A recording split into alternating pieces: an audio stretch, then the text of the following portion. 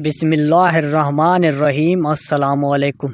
بخاری شریف جلد اول میں ہے کہ حضرت ابن عباس رضی اللہ عنہ سے مروی ہے کہ انہوں نے کہا، میری خواہش ہے کہ میں امیر المومنین حضرت عمر رضی اللہ عنہ سے یہ معلوم کروں کہ نبی کریم صلی اللہ علیہ وسلم کی بیویوں میں سے وہ دو عورتیں کون سی تھیں جن کے بارے اللہ کریم نے سورہ تحریم میں ارشاد فرمایا ہے۔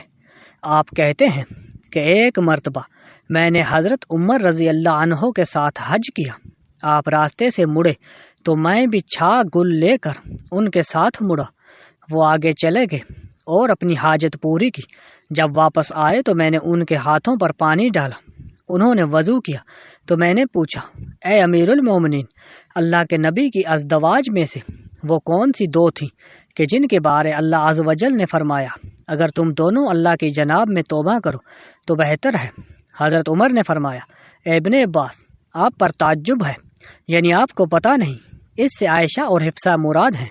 یہ کہہ کر آپ نے پورا واقعہ بیان کیا اور فرمایا، میرا ایک انصاری پڑوسی مدینے کے بلند دیہات میں بنی امیہ میں بن زید کے گاؤں میں رہتا تھا۔ میرا بھی پڑاؤ اس کے ساتھ تھا۔ ہم باری باری نبی کریم صلی اللہ علیہ وسلم کی بارگاہ میں حاضر ہوتے۔ ہم قریش کے لوگ عورتوں پر غالب رہا کرتے تھے، لیکن جب ہم مدینے میں انصار کے پاس آئے تو دیکھا ان کی عورتیں ان پر غالب ہیں۔ یہ رنگ دیکھ کر ہماری عورتوں نے بھی انصاری عورتوں کا وطیرہ اختیار کر لیا۔ ایک بار ایسا ہوا کہ میری بیوی نے مجھے جواب دیا جس پر میں اسے ناراض ہوا۔ وہ کہنے لگی، آپ میرا جواب دینا کیوں برا سمجھتے ہیں؟ حالانکہ نبی کریم صلی اللہ علیہ وسلم کی بیویاں بھی ایسا کرتی ہیں، اور ان میں سے کوئی تو شام تک آپ صلی اللہ علیہ وسلم سے خفا رہتی ہیں۔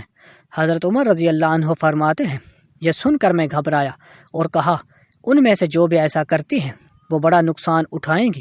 پھر میں نے اپنے کپڑے پہنے اور اپنی بیٹی حفصہ کے پاس چلا آیا۔ میں نے حفصہ سے کہا، کیا تم میں سے کوئی سارا دن اور رات رسول اللہ صلی اللہ علیہ وسلم کے غصے میں رکھتی ہے؟ حفصہ نے کہا، ہاں۔ میں نے کہا، جو ایسا کرتی ہے وہ تباہ و برباد ہوئی۔ کیا تم اللہ کے غضب سے نہیں ڈرتی کہ اس کے رسول کو غصہ دلاتی ہو؟ یاد رکھو، ایسا کرنے سے تباہ ہو جاؤ گی۔ رسول اللہ صلی اللہ علیہ وسلم نے نہ تو بہت فرمائشیں کیا کرو اور نہ جواب دیا کرو اور نہ آپ سے ناراض ہوا کرو، اور اگر تجھے کسی چیز کی ضرورت ہو تو مجھ سے مانگ لیا کرو، تو اس دھوکے میں مت آ۔ تیری حجولی تجھ سے زیادہ خوبصورت ہے اور رسول اللہ صلی اللہ علیہ وسلم تجھ سے زیادہ اسے چاہتے ہیں۔ اس سے امیر المومنین کا اشارہ حضرت عائشہ رضی اللہ عنہ کی طرف تھا۔ حضرت عمر رضی اللہ عنہ فرماتے ہیں، پھر ایک دن ایسا ہوا کہ میرا انصاری ساتھی مدینے سے واپس لوٹا تو زور زور سے میرا دروازہ کھٹکھٹانے لگا۔ میں نے پوچھا، کیا ہوا؟ کہنے لگا، رسول اللہ صلی اللہ علیہ وسلم نے اپنی بیویوں کو طلاق دے دی ہے۔ میں نے جو ہی یہ سنا تو کہا، حفصہ تباہ و برباد ہو گئی۔ میں نے تو پہلے ہی سمجھ گیا تھا کہ ایسا ہونے والا ہے۔ آپ فرماتے ہیں، میں نے جلدی سے اپنے کپڑے تیار کیے اور صبح کی نماز رسول اللہ صلی اللہ علیہ وسلم کے ہمراہ پڑھی۔ اللہ کے نبی صلی اللہ علیہ وسلم نماز سے فارغ ہوئے تو اکیلے اپنے بالا خانے میں جا کر لیٹ گئے۔ میں وہاں سے نکلا اور سیدھا اپنی بیٹی حفصہ کے گھر چلا گیا۔ میں نے اسے دیکھا تو وہ رو رہی تھی۔ میں نے کہا، کیا میں نے واقعی تم کو پہلے ہی نہیں سمجھا دیا تھا؟